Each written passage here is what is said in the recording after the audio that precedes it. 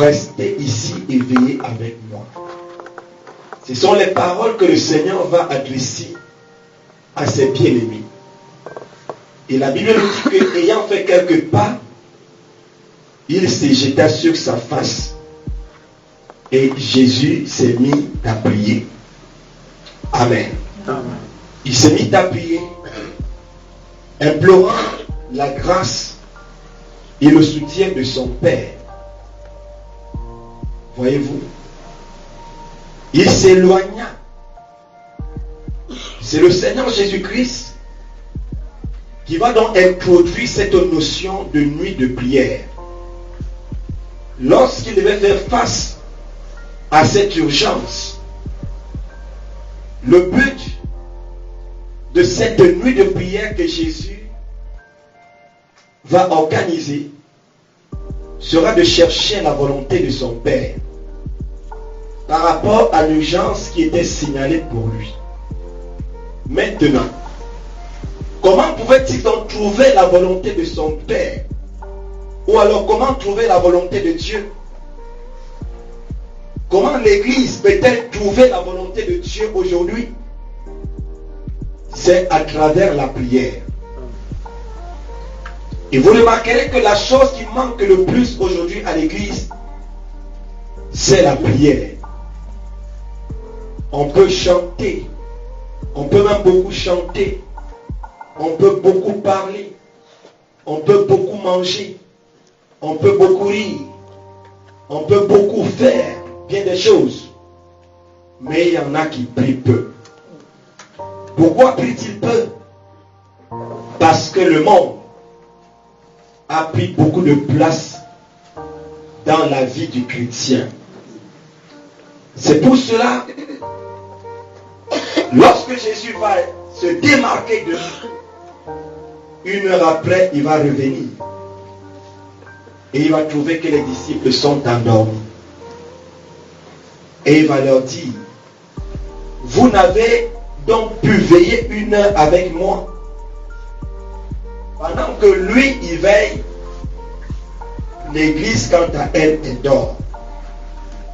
Et c'est encore la position de l'Église aujourd'hui, puisque dans les psaumes, il dit que le prince d'Israël ne dort ni de sommeil, dans les psaumes du décret.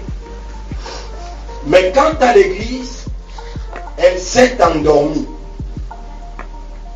Les enfants de Dieu se sont endormis. Et le diable a trouvé l'occasion pour lui de s'infiltrer dans des vies, de détruire les vies, tout simplement parce que l'Église est plongée dans un profond sommeil. Elle n'a pas pu veiller. Beaucoup trouvent aujourd'hui que venir à l'Église même est une perte de temps, compte tenu des affaires, des rendez-vous et bien des réalisations qu'ils doivent accomplir. N'en parlons plus de veiller une nuit comme celle-ci. Beaucoup trouvent cela très fatigant parce qu'il y a des choses.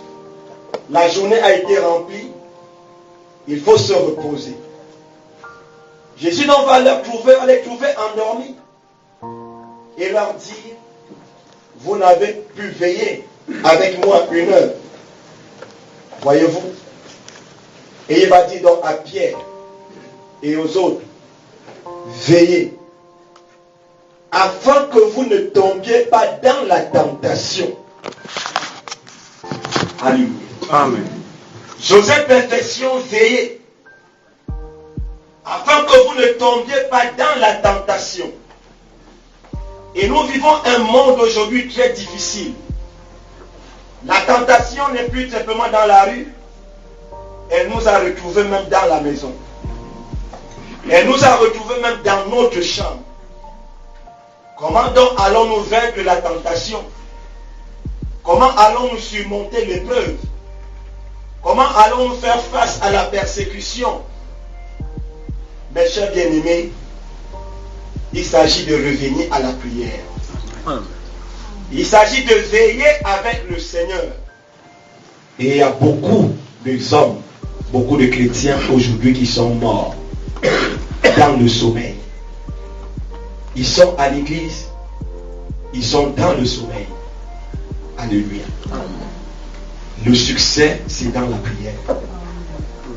Combien d'âmes avons-nous gagné depuis que nous sommes en Christ? Alléluia.